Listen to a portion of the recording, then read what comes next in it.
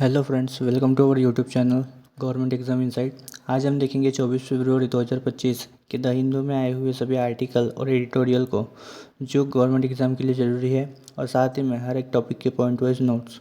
तो वीडियो में बने रहे और वीडियो पसंद आए तो हमारे चैनल को सब्सक्राइब करना ना भूलें। आज के द हिंदू के न्यूज़पेपर में कुल 9 आर्टिकल और एडिटोरियल है जो आज हम डिस्कस करेंगे। तो बढ़ते हैं हमारे सबसे पहले आर्टिकल की तरफ, जो कि है तमिलनाडु फिशरमैन श्रीलंकन नेवी। और इसके न्यूज़पेपर की हेडिंग है 32 Tamil Nadu fisherman held by Sri Lankan navy, Stalin rights to Jaishankar seeking permanent solution. देखते हैं क्या हुआ। श्रीलंकन नौसेना ने 32 तमिलनाडु मछुआरों को गिरफ्तार कर लिया। 5 मछली पकड़ने वाली नावें भी जब्त कर ली गई।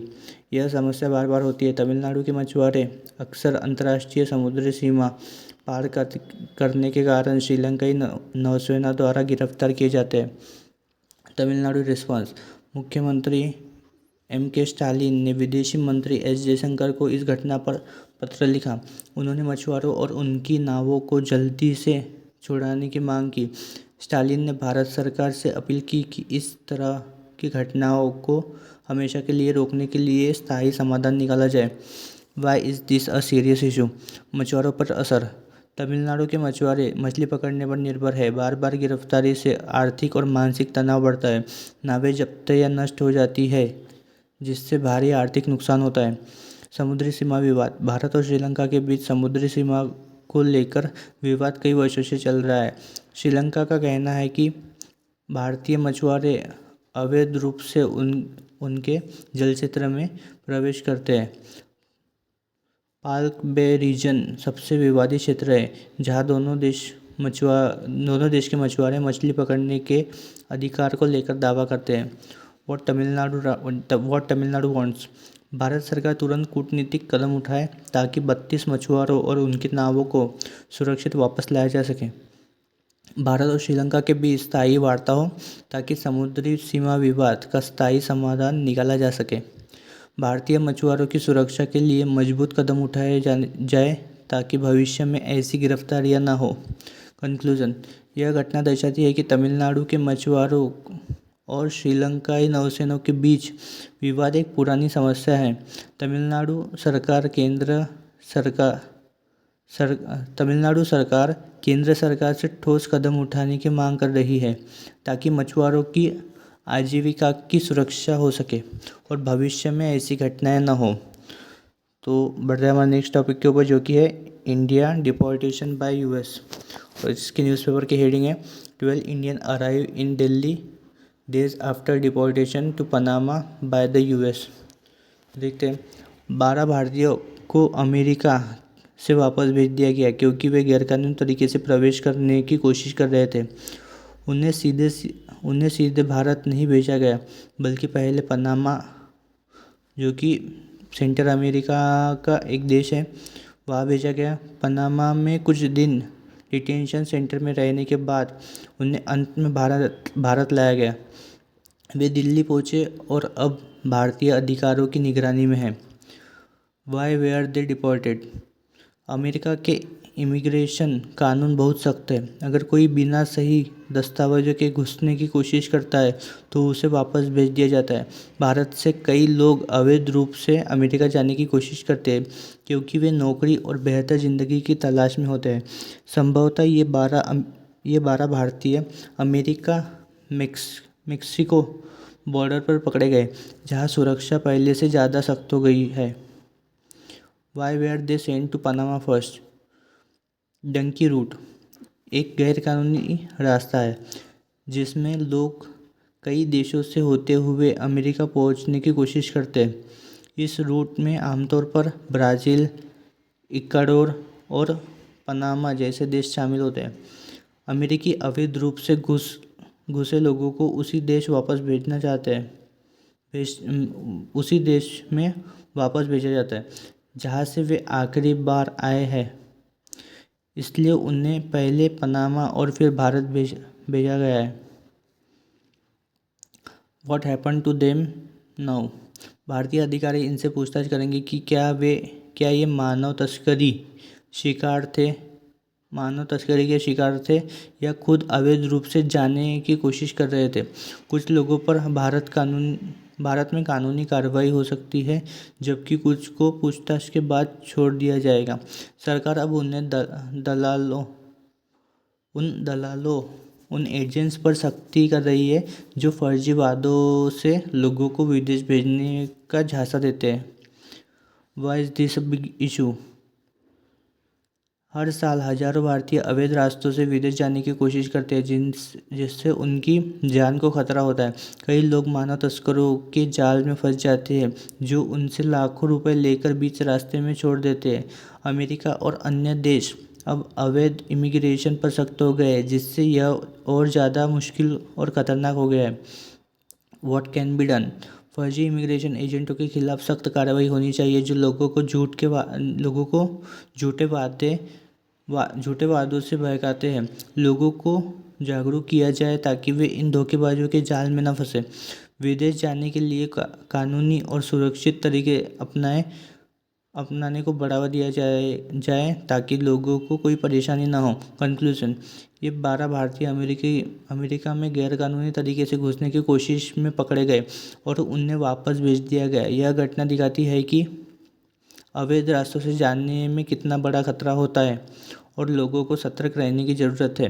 भारत सरकार अब ऐसी कानूनी इमिग्रेशन गतिविधियों को रोकने और नागरिकों को धोखाधड़ी से बचाने के लिए काम कर रही है। तो इसके बाद हम बढ़ते हैं हमारे नेक्स्ट टॉपिक के ऊपर, जो कि है इंडियन लेबर इंडस्ट्री, और इसकी न्यूज़पेपर की हेडिंग है Indian industry needs innovation not mindless toil. तो देखते हैं। भारतीय उद्योग सस्ते मजदूरों पर निर्भर है और कई नई तकनीक और इनोवेशन में निवेश करते हैं। कई मजदूरों को ज़्यादा घंटे काम करना पड़ता है, लेकिन उन्हें कम वेतन, कोई कॉन्ट्रैक्ट और सामाजिक सुरक्षा नहीं मिलती।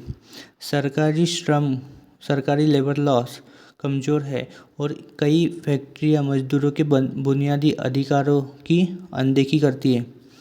The reality of Indian workers: अधिकांश फैक्ट्री में मजदूर के पास कोई पक्का कॉन्ट्रैक्ट नहीं होता। कभी कभी नौकरी से निकाल दिया जाता है। उन्हें छुट्टियों का पैसा या सामाजिक सुरक्षा का लाभ नहीं मिलता। काम के हालात बेहद मुश्किल होते हैं। लंबे घंटे, खराब सुविधाएं और कम वेतन, जो दुनिया के अन्य देशों की तुलना में बहुत कम है। हाउ अदर कंट्रीज वर्क: विकसित देशों में उद्योग नई तकनीक, ऑटोमेशन और कुशल मजदूरों पर ध्यान देते हैं, न कि मजदूरों से ज़्यादा काम करवाने पर। उदाहरण: अमेरिका में औसत एक मजदूर 35 घंटे प्रति सप्ताह काम करता है, जापान में 37.1 और भारत में 60 to 72 आवर्स, वह भी बिना अतिरिक्त वेतन के। Why is this a big problem? उद्योग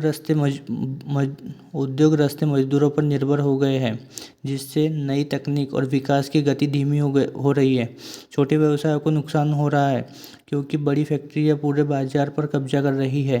कंपनियां नई खोज और तकनीक में निवेश कर रही है, जिससे भारत वैश्विक स्तर पर पिछड़ सकता है। What needs to change? मजदूरों के लिए मजबूत कानून, उन्हें उचित वेतन, नौकरी की सुरक्षा और अच्छे कामकाजी हालात मिलने चाहिए। इनोवेशन पर ध्यान: भारतीय उद्योगों को नई तकनीक और कुशल मजदूरों में निवेश करना चाहिए, सिर्फ सस्ते श्रम पर निर्भर नहीं होना चाहिए। छोटे व्यवसायों को समर्थन: नए उद्यमियों और स्टार्टअप्स को बढ़ावा देना जरूरी है ताकि वे नई तकनीक और समाधान लेकर आ सकें। काम के घंटे कम किए जाए, कम घंटों में बेहतर वेतन और अच्छे हालात में मजदूरों की कार्यक्षमता और उद्योग की वृद्धि दोनों बढ़ेगी। Conclusion: what is the best way forward? Bharat को लंबे काम के घंटों से हटकर स्मार्ट तरीकों से काम करने पर ध्यान देना होगा। उद्योगों को बेहतर तकनीक, अच्छे कामकाजी हालात और कुशल मजदूरों की ज़रूरत है ताकि दीर्घकालीन सफलता मिले। अगर इनोवेशन नहीं हुआ तो भारतीय उद्योग चीन और अमेरिका जैसे देशों से प्रतिस्पर्धा में पीछे रह जाएंगे। की टेकवे, ज़्यादा काम करने का मतलब ज़्यादा तरक्की नहीं होता। असली सफलता का राज इनोवेशन, तकनीक और मजदूरों की भलाई में है। इसके बाद हम बढ़ते हैं हमारे नेक्स्ट टॉपिक के ऊपर, जो कि है यूएस एड। तो और इसके न्यूज़पेपर की हेडिंग है, Trump attack US add again over India grant amid doubts over Doge charge. देखते हैं क्या है। तो डोनाल्ड ट्रंप ने दावा किया है कि यूएस एड ने भारत को चुनाव में मदद के लिए $18 मिलियन दिए। उन्होंने सवाल उठाया, हम भारत को चुनावों के लिए पैसे क्यों दे रहे हैं? उन्हें पैसों की ज़रूरत नहीं है। ट्रंप ने यह भी कहा कि भारत अमेरिका का फ़ायदा उठाता है क्योंकि भारत ने कुछ उत्पादों पर 200% टैरिफ लगाया है, फिर भी अमेरिका उसे आर्थिक मदद दे रहा है। The issue with the India grant claim. पहले ट्रंप ने कहा कि $21 मिलियन दिए गए हैं, इसे बदलकर 18 मिलियन कर दिया गया, जिससे उनके बयान पर शक बढ़ गया। फिर doji, department of government efficiency, जो कि एलन मस्क से जुड़ा संगठन है, उसे भी यूएस एड की फंडिंग पर सवाल उठाए गए। यूएस एड की मदद सिर्फ भारत के लिए नहीं बल्कि बांग्लादेश, नेपाल और अन्य एशियाई अफ्रीकी देशों के लिए को भी दी जाती है। इस द ग्रांट रियल? इस बात को लेकर भ्रम है कि भारत को पैसे मिले भी थे या सिर्फ बजट में अलॉट किए गए थे, लेकिन बाद में कैंसिल कर दिए गए। एक सोशल मीडिया रिपोर्ट के अनुसार $21 मिलियन वोटर टर्नआउट बढ़ाने के लिए एक बड़े $486 मिलियन का फंड का हिस्सा था। भारतीय वित्त मंत्रालय ने साफ किया कि 2023-24 में यूएस एड ने भारत में 7 प्रोजेक्ट को फंड किया था, लेकिन इनमें से कोई भी वोटर टर्नआउट से जुड़ा नहीं था। की contradiction in Trump statement.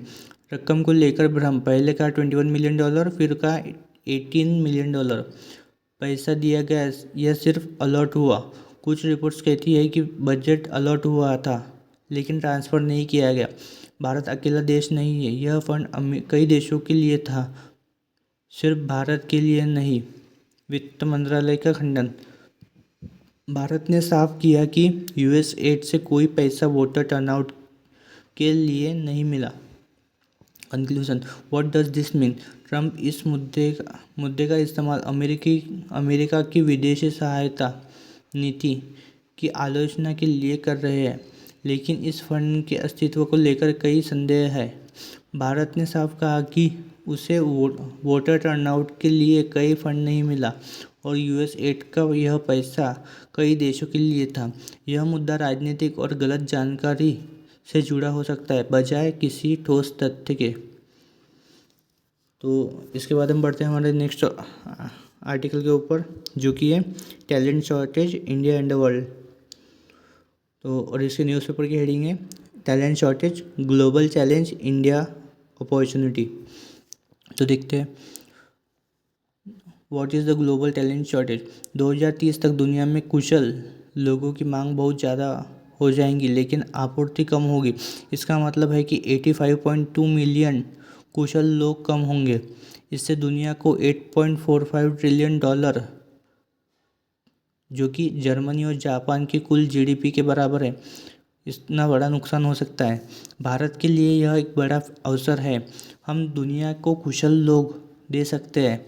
Demand for skill workers in different region. Gulf देश, यूरोप, ऑस्ट्रेलिया में भारत के कुशल लोगों की बहुत ज़रूरत होगी। कौन से सेक्टर ज़्यादा मांग रहे हैं? कौन से सेक्टर में ज़्यादा मांग है? स्वास्थ्य क्षेत्र, health care, manufacturing and constructing, serving sector job, emerging sector. फिर उसके बाद देखते हैं हम challenges in sending Indian workers abroad. कई बाधाएं हैं जो भारतीय कुशल लोगों को विदेश जाने से रोकती है। कठिन वीज़ा प्रक्रिया, धोखाधड़ी और शोषण, भारतीय डिग्रियों को मान्यता नहीं, कम सामाजिक सुरक्षा। इन समस्याओं को समाधान कैसे करें? सरकार को कड़ी नीतियाँ बनानी होगी ताकि कोई ठगे न जाए।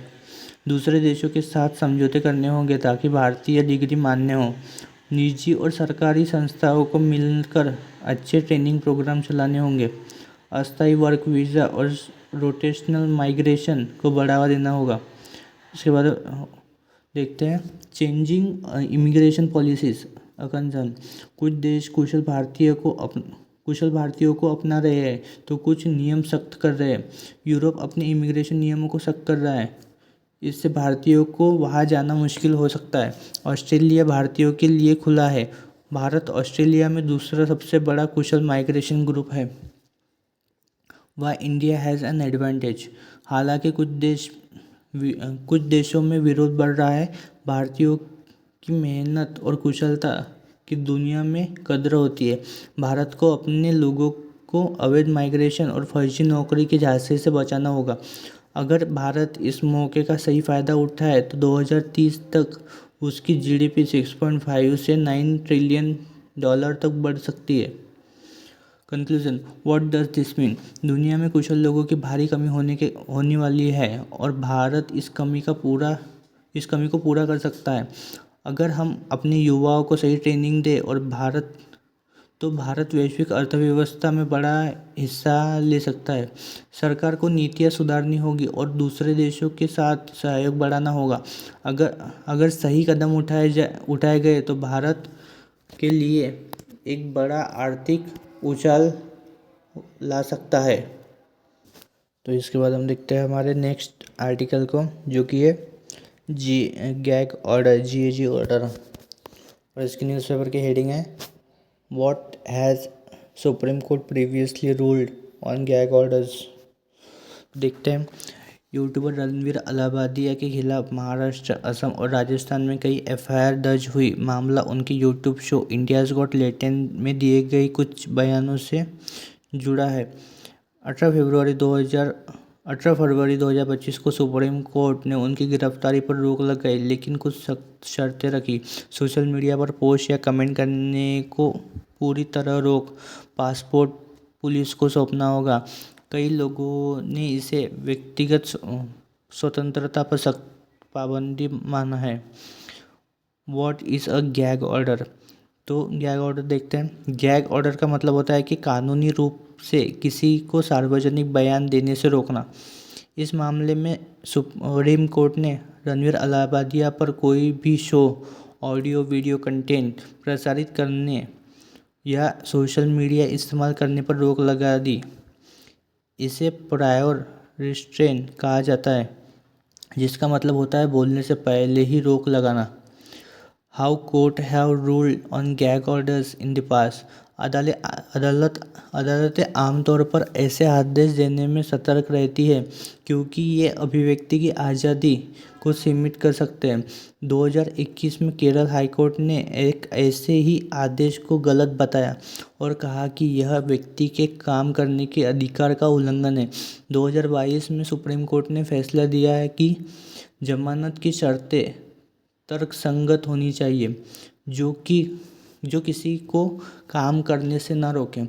2024 में जस्टिस AS ओका और उज्ज्वल भुयान ने फैसला दिया कि आरोपी से गूगल मैप्स का पिन मांगना असंवैधानिक है।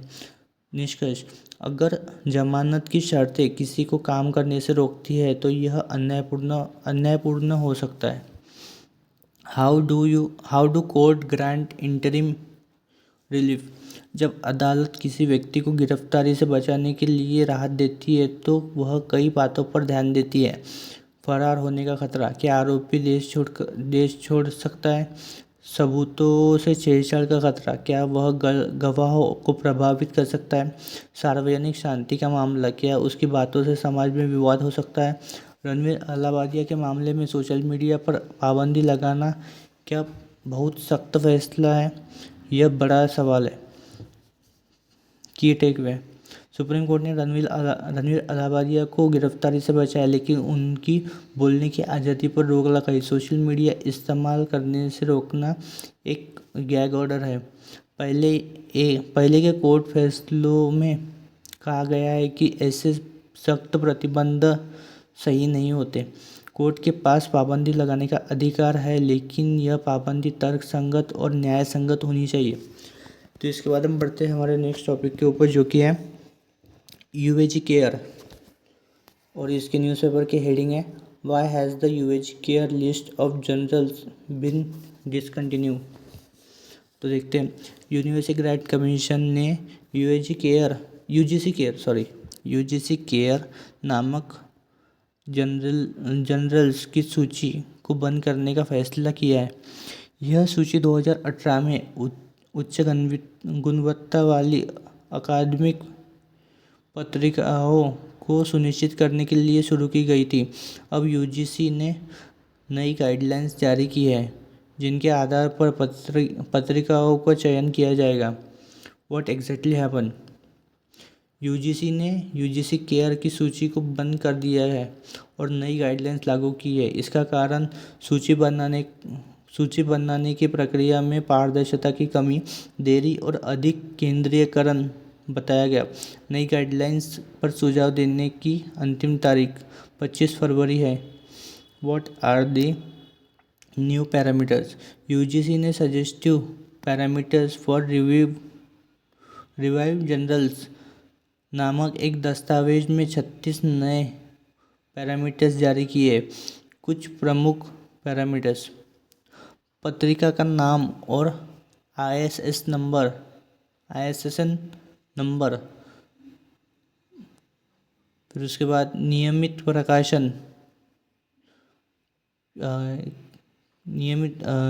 प्रकाशन। यह जांचने के लिए है कि पत्रिका समय पर प्रकाशित हो रही है या नहीं। संपादकीय बोर्ड की साख, एडिटर्स बोर्ड क्राइटेरिया, गुणवत्ता सुनिश्चित करने के लिए। फिर एथिकल पब्लिशिंग पॉलिसीज, फर्जी शोध पत्रिकाओं को रोकने के लिए।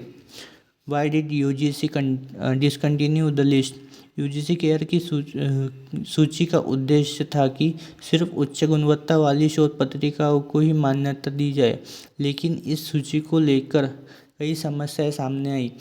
चयन प्रक्रिया में पारदर्शिता की कमी, नई पत्रिकाओं को जोड़ने और निम्न गुणवत्ता वाली पत्रिकाओं को हटाने में देरी, स्थानीय भाषाओं जैसे तमिल की पत्रिकाओं के साथ भेदभाव, पूर्ण नियंत्रण सिर्फ यूजीसी के पास होने से प्रक्रिया धीमी थी और जटिल हो गई थी। अब नया सिस्टम इंस्टीट्यूशन को अपनी गुणवत्ता सुनिश्चित करने की आज़ादी देगा, जिससे वे किसी केंद्रीय सूची पर निर्भर न रहेंगे। How will the new system work? संस्थानों को अब अपने शोध पर पत्र और पत्रिकाओं का मूल्यांकन करने का अधिकार होगा। यूजीसी का मानना है कि शोध और प्रकाशन के मानक अब संस्थानों द्वारा तय किए जाने चाहिए, न कि किसी एक केंद्रीय संस्था द्वारा। इससे संस्थान अपनी ज़रूरतों और शोध के क्षेत्रों में अनुसार पत्रिकाओं का चयन कर सकेंगे। What has been the reaction? छात्र और शोधकर्ता चिंतित है कि इससे निम्न गुणवत्ता वाली पत्रिकाओं की संख्या बढ़ सकती है। स्टूडेंट फेडरेशन ऑफ इंडिया ने इस फैसले का विरोध किया है। आलोचकों का कहना है कि एक केंद्रीय सूची के बिना शोध की गुणवत्ता सुनिश्चित करना मुश्किल होगा। दूसरी ओर कुछ लोगों इसे राष्ट्रीय शिक्षा नीति 2020 के अनुसार शिक्षा के विविधीकरण डिसेंट्रलाइजेशन की दिशा में एक कदम मानते हैं। की टेकअवेज: यूजीसी केयर सूची को पारदर्शिता की कमी और सुस्त प्रक्रिया के कारण बंद कर दिया गया है। नई गाइडलाइंस जारी की गई है जो शोध पत्रिकाओं की गुणवत्ता और नैतिकता पर ध्यान देती है। संस्थान अब स्वयं पत्रिकाओं का मूल्यांकन करेंगे, जिससे केंद्रीय सूची की जरूरत नहीं रहेगी। छात्रों और शिक्षाविदों को चिंता है कि इससे निम्न गुणवत्ता वाली शोध पत्रिकाओं का बढ़ावा मिल सकता है। यह निर्णय भारत और भारत में अकादमिक प्रशासन को अधिक विकेंद्रीकृत डिसेंट्रलाइज बनाने की दिशा में एक बड़ा बदलाव लाएगा। तो इसके बाद हम देखते हैं हमारे नेक्स्ट आर्टिकल को, टेपेंटाडोल एंड कैरिसोप्रोडोल, और इसके न्यूज़पेपर की हेडिंग है, health ministry ban export of drugs containing tapentadol and carisoprodol. तो देखते हैं क्या है। एवियो फार्मास्यूटिकल्स नाम की कंपनी जो मुंबई की है, टेपेंटाडोल और कैरिसोप्रोडोल नामक दवाओं को वेस्ट अफ्रीका में बेच रही थी।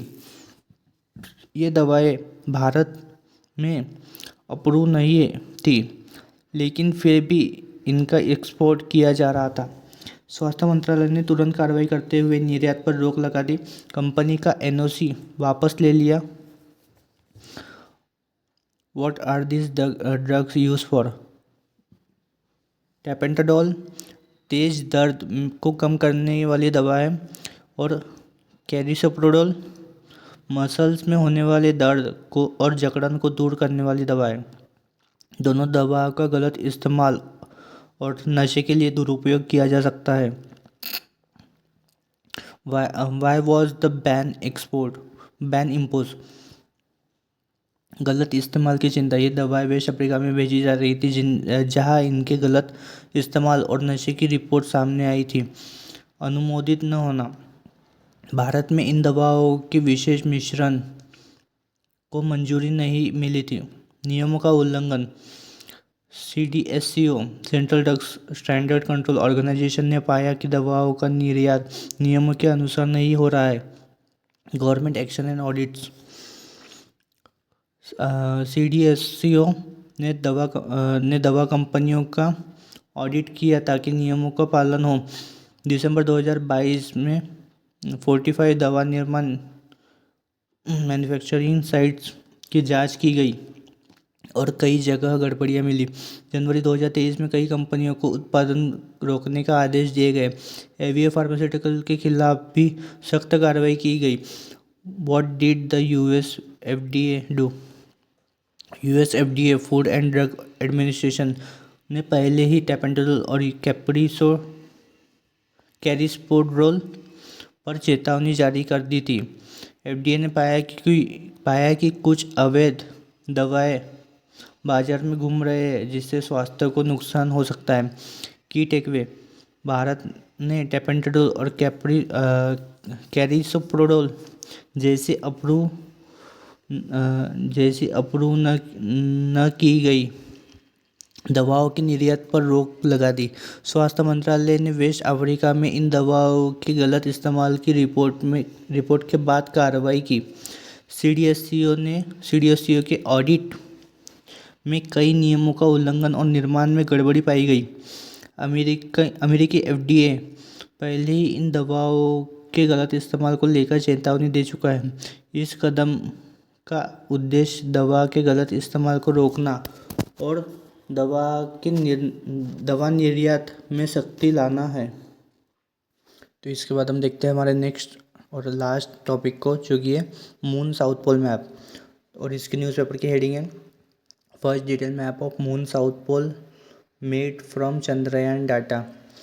तो देखते हैं क्या है। First detail map of moon south pole made from Chandrayaan data. भारतीय वैज्ञानिकों ने चंद्रयान 3 के डेटा का उपयोग करके चांद के दक्षिणी ध्रुव का पहला विस्तृत भूगर्भीय नक्शा बनाया है। यह नक्शा विक्रम लैंडर के आसपास की सतह, क्रेटर और चट्टानों के टुकड़ों के बारे में कई जानकारी देता है। What exactly happen.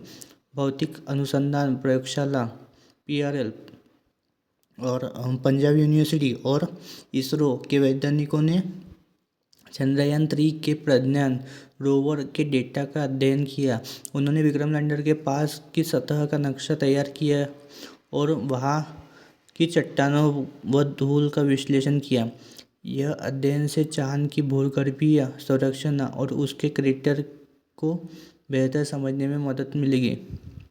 की finding from the map.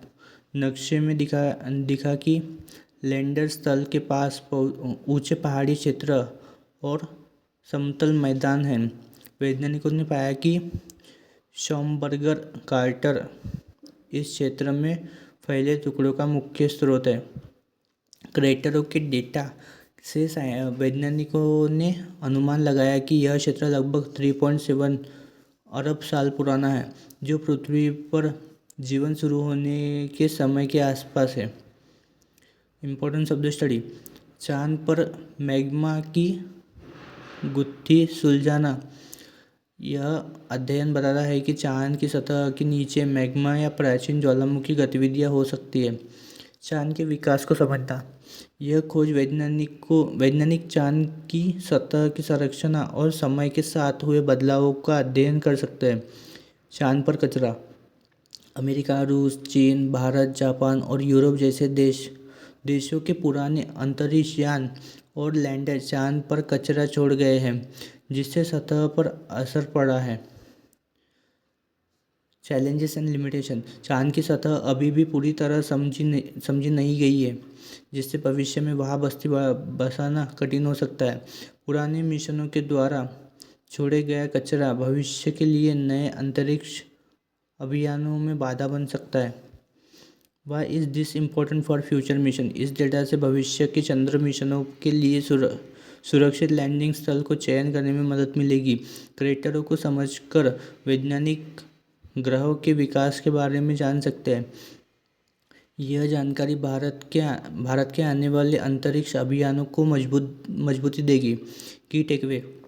Bharat ने चंद्रयान 3 के डेटा से चांद के दक्षिणी ध्रुव का पहला विस्तृत नक्शा बनाया। शॉमबर्गर क्रेटर इस क्षेत्र के मलबे का मुख्य स्रोत है। इस क्षेत्र की उम्र लगभग 3.75 ईयर्स है 3.75 अरब साल है, जो चंद्र इतिहास को समझने में मदद करती है। यह अध्ययन भविष्य के चंद्र मिशनों, सतह की खोज और ग्रह के विकास को समझने में सहायक होगा। यह खोज अंतरिक्ष अनुसंधान में भारत की स्थिति को और मजबूत बनाती है। तो यही था आज का हमारा वीडियो। अगर आपको वीडियो पसंद आए तो हमारे चैनल को सब्सक्राइब करना ना भूलें। Thank you.